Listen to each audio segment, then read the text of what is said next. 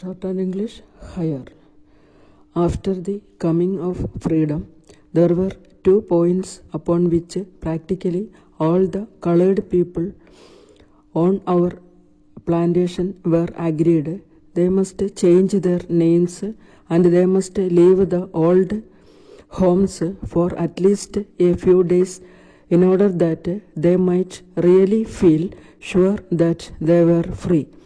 In some way, a feeling got hold of the colored people that it was far from proper for them to bear the surname of their former owners, and a great many of them took other surnames.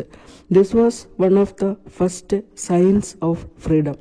As I have stated, most of the colored people left the old plantation for a short while, at least so that they could try their freedom and see how they felt. After they had remained away for a time, many of them returned to their old dreams and made some kind of contract with their former owners by which they remained on the estate. My mother's husband, who was the stepfather of my brother, did not belong to the same owners as did my mother. In fact, he seldom came to our plantation. I remember seeing him there perhaps once a year about Christmas time. As soon as freedom was declared, he sent for my mother to come to West Virginia.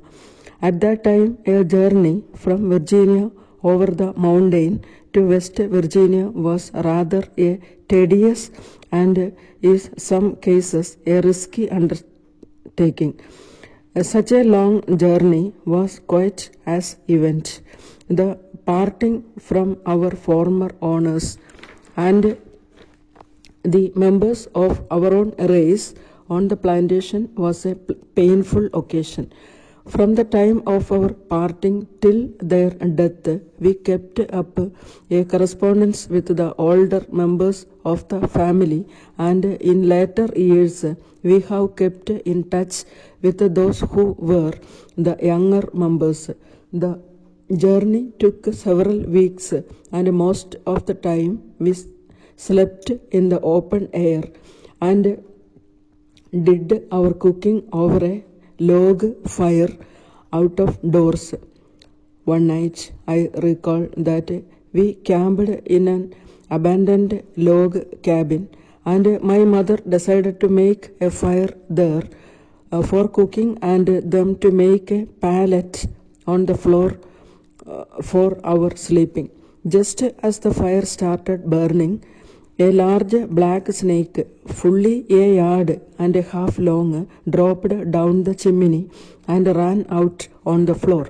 Of course, we at once abandoned that cabin. Finally, we reached our destination, which is about 5 miles from Arizona, the present capital of the state.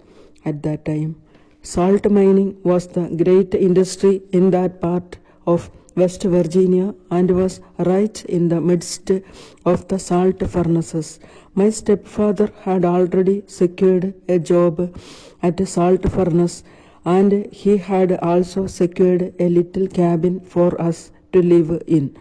The new house was no better than the one we had left on the old plantation in Virginia. It was in the midst of a cluster of cabins crowded closely together, and as there were no sanitary regulations, the cabins was often intolerable.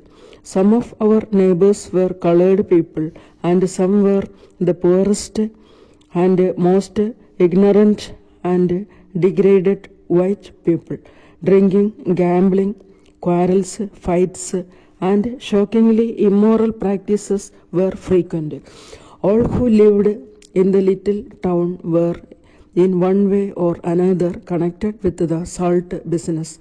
Though I was a mere child, my stepfather put me and my brother at work in one of the furnaces.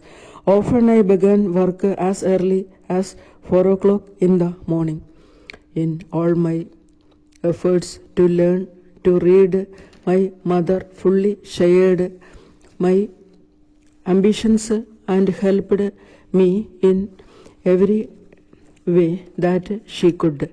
Though she was totally ignorant so far as mere book knowledge was concerned, she had high ambitions for her children and a large fund of good, hard common sense which seemed to enable her to meet every situation. If I have done anything in life worth attention, I feel sure that I had inherited the disposition to do it from my mother. My mother shared my disappointment with me. She sought to comfort me in all the ways she could and to help me find a way to learn. After a while, I succeeded in making arrangements with the teacher to give me some lessons at night after the day's work was done. These night lessons were so welcome that I learned more at night than the other children did during the day. My own experiences in the night school gave me faith in the night school idea, but my boyish heart was still bent upon going to the day school. Finally, I won and was permitted to go to the day school for a few months.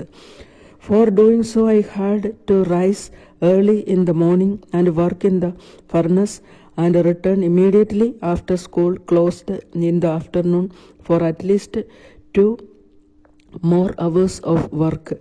When I was at school for the first time in life, I was also confronted with 2 other difficulties.